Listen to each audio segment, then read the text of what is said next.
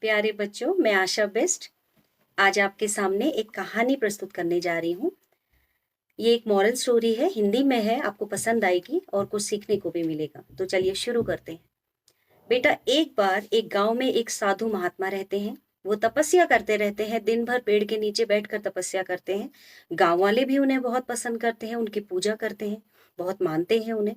एक बार गांव में बाढ़ आ जाती है और बाढ़ के कारण बहुत नुकसान होता है, लोग डूबने लगते हैं। बाढ़ का पानी जैसे ही बढ़ता है तो गांव के लोग तलहटी से ऊंचाई की तरफ जाते हैं। जाते हुए वो देखते हैं कि जो तपस्वी जी हैं वो अभी भी पेड़ के नीचे तपस्या कर रहे हैं। तपस्वी जी के पास जाकर वो कहते हैं कि हमारे साथ चलिए और अपनी जान बचाइए। तपस्वी जी मना कर देते हैं। वो कहते हैं, मैं ईश्वर भक्त हूँ, ईश्वर आएंगे और मुझे बचाएंगे, मैं तुम्हारे कहने से नहीं जाऊंगा। वो नहीं जाते। बाढ़ का पानी बढ़ता है, सभी लोग उन्हें छोड़कर वहां से चले जाते हैं। उसके बाद तपस्वी जी देखते हैं कि बाढ़ का पानी बढ़ रहा है और दूर से एक नाविक अपनी नाव लेकर उनके पास आ रहा है। नाविक पास आता है और उनसे कहता है कि आइए मेरी नाव में बैठ जाइए, मैं आपको पार लगा दूंगा। बट जो तपस्वी जी होते हैं वो मना कर देते हैं। वो कहते हैं, नहीं, मुझे मेरा ईश्वर ही बचाएगा, मैं तुम्हारे साथ नहीं चलूंगा। नाविक आगे चला जाता है। बाढ़ का पानी फिर तेज गति से बढ़ने लग जाता है। इतने में तपस्वी जी जब देखते हैं कि पानी उनके सर से ऊपर जाने वाला है तो वो जिस पेड़ के नीचे तपस्या करते हैं उसी पेड़ पर चढ़ जाते हैं। धीरे धीरे बाढ़ का पानी और ऊपर बढ़ने लग जाता है। अचानक तपस्वी जी के कानों में एक तेज गड़गड़ाहट सुनाई पड़ती है। वो ऊपर देखते हैं तो एक हवाई जहाज उनके सर के ऊपर मंडरा रहा होता है। हवाई जहाज में जो लोग होते हैं वो उन्हें बचाने आते हैं। वो कहते हैं कि लीजिए, हम रस्सी फेंक रहे हैं, आप पकड़ लीजिए और ऊपर चढ़ जाइए।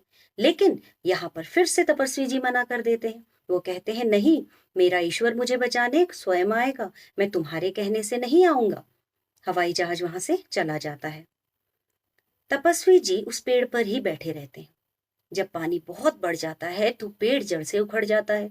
तपस्वी जी बाढ़ के तेज पानी में बह जाते हैं और उनकी मृत्यु हो जाती है।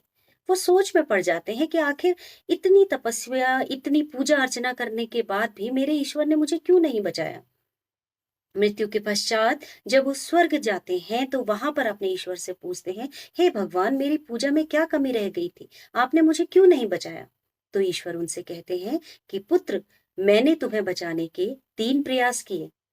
पहली बार गांव के लोगों के रूप में, दूसरी बार नाविक के रूप में और तीसरी बार हवाई जहाज में आए हुए रक्षकों के माध्यम से। लेकिन तुमने तीनों बार ही मेरे हाथ को ठुकरा दिया, मेरी मदद स्वीकार नहीं की।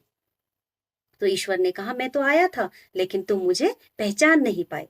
तो बेटा, जीवन में भी यही चीज होती है। हमारे पास कई सारे अवसर आते हैं लेकिन हम उन्हें गवा देते हैं।